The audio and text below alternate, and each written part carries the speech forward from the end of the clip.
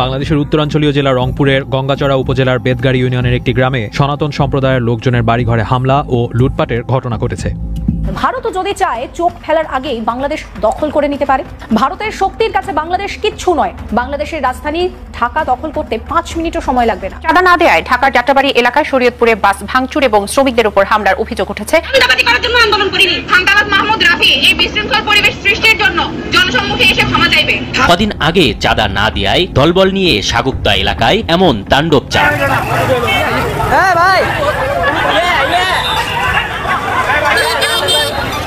আসসালামু আলাইকুম। এইমাত্র পাওয়া তাজা খবর। আপনারা এই ভিডিওতে যে নিউজটি শুরুতে দেখেছেন সেই মূল ভিডিওটি আপনাদেরকে দেখাবো। আজকের ব্রেকিং নিউজগুলো জানলে আপনি অবাক হতে বাধ্য হবেন।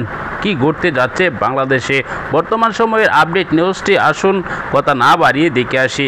এক সেকেন্ডও না টেনে পুরো ভিডিওটি দেখবেন, একটি লাইক করে আমার সাথেই থাকবেন।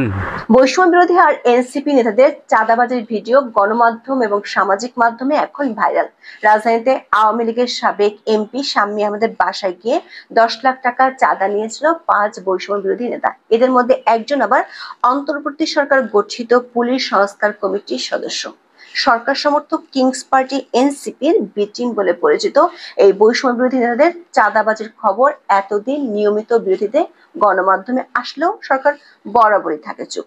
সরকারের একটি গোয়েন্দা সংস্থা এর মধ্যে বৈষম্য বিরোধী ও এনসিপি নেতাদের দেশব্যাপী চাঁদাবাজির তথ্য সংগ্রহ করে সরকারকে রিপোর্টও দিয়েছে। সেই রিপোর্টের তথ্য অনুযায়ী বৈষম্য বিরোধী ও এনসিপি নেতাদের চাঁদাবাজি থেকে পুলিশ, সেনাবাহিনীও বাদ যাচ্ছে না। গ্রামের স্কুল শিক্ষক এমনকি কৃষকের কাছ থেকেও তারা চাঁদা নিচ্ছে। আর স্থানীয় আওয়ামী লীগ নেতা হলে চাঁদা না দিলে মবের ভয় দেখে গ্রেপ্তার করানো হয়। দু একটি ঘটনা মিডিয়াতে আসলে সংগঠন দুটি থেকে জড়িতদের বিরুদ্ধে লোক দেখানোর শোকজ নোটিশ দেওয়া হয়। এমনকি পুলিশ গ্রেপ্তার করলেও অদৃশ্য হাতের ইশারায় তাদেরকে ছেড়ে দিতে বাধ্য হয়। এমনকি চাঁদাবাজির জন্য রাজধানীতে তারা টর্চার সেলও খুলে বসেছে। গোয়েন্দা রিপোর্টটিতে মার্চ থেকে গত 5 মাসে কমপক্ষে 25টি বড় চাঁদাবাজির ঘটনা উল্লেখ করা হয়েছে। এই 5 মাসে সংগঠন দুটির নেতারা কমপক্ষে 2000 কোটি টাকা চাঁদাবাজির মাধ্যমে হাতিয়ে নিয়েছে। রাজধানী ঢাকার বাইরে চট্টগ্রাম, রংপুর, সাতক্ষীরা, বরিশাল ও খুলনায় এনসিপি এবং বৈষম্য বিরোধী নেতারা বেশি চাঁদাবাজি করছে বলে অভিযোগ করা হয়েছে রিপোর্টটিতে। সরকারি সংস্থাগুলোর আশঙ্কা, এমন অবস্থা চলতে থাকলে ডক্টর ইউনূসের নিয়োগকর্তা বলে পরিচিত এনসিপি ও তাদের অনুসারীরা দেশের সবচেয়ে বড় চাঁদাবাজ দলে পরিণত হতে পারে। বাংলাদেশের উত্তরাঞ্চলীয় জেলা রংপুরের গঙ্গাচড়া উপজেলার বেদগাড়ি ইউনিয়নের একটি গ্রামে এক কিশোরের বিরুদ্ধে ফেসবুকে ইসলামের নবীকে অবমাননা করে পোস্ট দেওয়ার অভিযোগ তুলে সনাতন সম্প্রদায়ের লোকজনের বাড়িঘরে হামলা ও লুটপাটের ঘটনা ঘটেছে। প্রথম দফায় শনিবার রাতে ভাঙচুর ও লুটপাটের ঘটনা ঘটে। এরপর রবিবার দুপুরে দ্বিতীয় দফায় ওই গ্রামে হামলা হয়। অভিযুক্ত কিশোর স্থানীয় একটি বেসরকারি শিক্ষা প্রতিষ্ঠানের শিক্ষার্থী বলে জানা গেছে। শনিবার রাতেই স্থানীয় পুলিশ অভিযুক্ত কিশোরকে আটক করেছে। আটকের পর আদালতের মাধ্যমে তাকে কারাগারে পাঠানো হয়েছে। তার বিরুদ্ধে সাইবার সুরক্ষা আইনে মামলা হয়েছে বলে স্থানীয় প্রশাসন জানিয়েছে। প্রশাসন ও স্থানীয়দের সাথে কথা বলে জানা গেছে, শনিবার রাতে ফেসবুক পোস্টে ইসলামের নবীকে অবমাননার অভিযোগে ওই কিশোরকে পুলিশি হেফাজতে নেওয়া হয়। এর কিছুক্ষণ পর একদল উত্তেজিত লোকজন মিছিল সহ তার বাড়ির দিকে যায় ও স্লোগান দিয়ে তার বিচার দাবি করে। পরে রাতে আরেকটি মিছিল আসে এবং সেই মিছিল থেকে ওই কিশোরের এক আত্মীয়ের বাড়িতে হামলার ঘটনা ঘটে। স্থানীয়রা বলছেন, যেই এলাকায় ঘটনাটি ঘটেছে সেটি একটি ইউনিয়নের একটি ওয়ার্ড। সেখানে সর্বশেষ ভোটার তালিকাতে হিন্দু ভোটার ছিল 2500-এর বেশি। ফলে এলাকাটি হিন্দু অধ্যুষিত এলাকা হিসেবে পরিচিত। ওই এলাকায় হামলার খবর পেয়ে রাতেই পুলিশ ও প্রশাসনের কর্মকর্তারা ঘটনাস্থলে যান এবং স্থানীয়দের সাথে কথা বলে পরিস্থিতি নিয়ন্ত্রণের চেষ্টা করেন। আমরা সবার সম্মিলিত প্রচেষ্টায় এলাকার জনগণকে বুঝিতে সক্ষম হয়েছি এবং তার সেই যে দোষী ব্যক্তির বিচার আমরা নিশ্চিত করব এবং এলাকার জনগণ যারা আছে তারা আমাদেরকে আশ্বস্ত করছে তারা কোনো বিশৃঙ্খলা করবে না, তারা শান্ত আছে।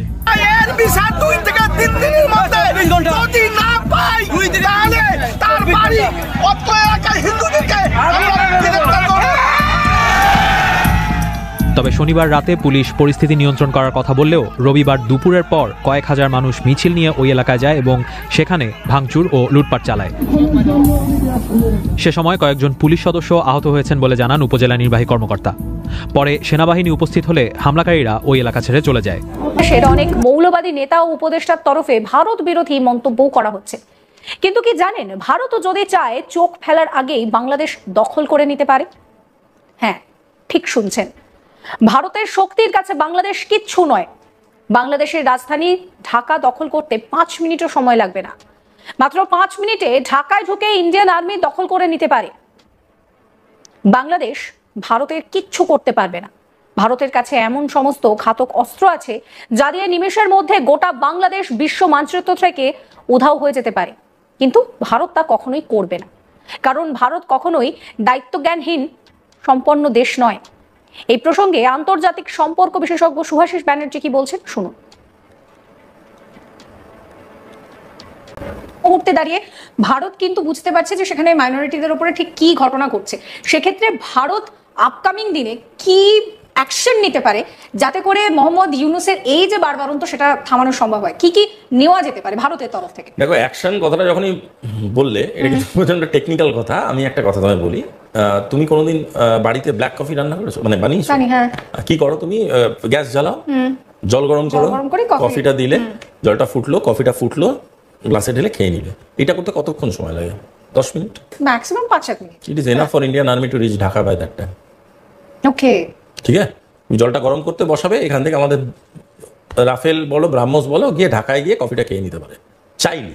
কিন্তু ইন্ডিয়া এরকম ইরেসপন্সিবল পাওয়ার নয়। If you talk of military, I will talk in the language of military science. তো এইটা মিলিটারি আমাদের চাইলেই করতে পারে, যে কফি ঠান্ডা হওয়ার আগে ওখানে গিয়ে কফিতে চুমুক দিয়ে দেবে। দর্শক, আপনারা জানেন অন্তর্বর্তীকালীন সরকার গঠন হওয়ার পর থেকে নানান চাপ দিচ্ছে তাদেরকে দেশ বিদেশ থেকে, এমনকি অন্তর্বর্তীকালীন সরকারকে বেশি চাপ দিচ্ছে আওয়ামী লীগ। আওয়ামী লীগ তাকে যেভাবে চাপে রাখছে, যে কোনো মুহূর্তে আন্দোলনে ঝাঁপিয়ে পড়ছে। আওয়ামী লীগ কিন্তু আন্দোলন প্রকাশ্যে করছে না, অন্যদের আন্দোলনে তারা যোগ দিচ্ছে, এরকমই আমরা দেখতে পেরেছি। দর্শক, কয়েকটি ঘটনায় কিন্তু এরকম প্রমাণ দিয়েছে। দর্শক, আপনারা এই ভিডিওতে দেখেছেন বর্তমান সময়ে ডক্টর মোহাম্মদ ইউনূস এ সকল ঘটনা নিয়ে কি একটি বক্তব্য দিয়েছেন, এমনকি কি সিদ্ধান্ত নিয়েছেন। দর্শক, তার এই সিদ্ধান্তে নেওয়ার পর কিন্তু রীতিমতো বাংলাদেশের ভাগ্যের পরিবর্তন হতে যাচ্ছে। দর্শক, ডক্টর মোহাম্মদ ইউনূস সরাসরি নির্দেশ দিয়েছেন যে স্থানীয় নির্বাচন আগে হবে, জাতীয় নির্বাচনের আগে স্থানীয় নির্বাচন দেওয়া জরুরি। কেননা যদি জাতীয় নির্বাচন দেয় তাহলে কিন্তু যে সরকার গঠন করবে সেই দলেরই কিন্তু প্রার্থী শক্তিশালী হয়ে মাঠে লড়বে। এখন সেটি আর করতে পারবে না, কেননা স্থানীয় নির্বাচন আগে হলে তারপর সরকার দলীয় নির্বাচন হলে কিন্তু দুনো দলেরই প্রভাব থাকবে। দর্শক, আপনারা এই ভিডিওতে দেখাচ্ছেন এ সকল নিয়ে কি সিদ্ধান্ত নিয়েছে অন্তর্বর্তীকালীন সরকার। এ সকল বিষয় নিয়ে আপনার কি মতামত জানাবেন। পরবর্তী ভিডিওগুলো পেতে চ্যানেলটিকে সাবস্ক্রাইব করে রাখবেন। আসসালামু আলাইকুম।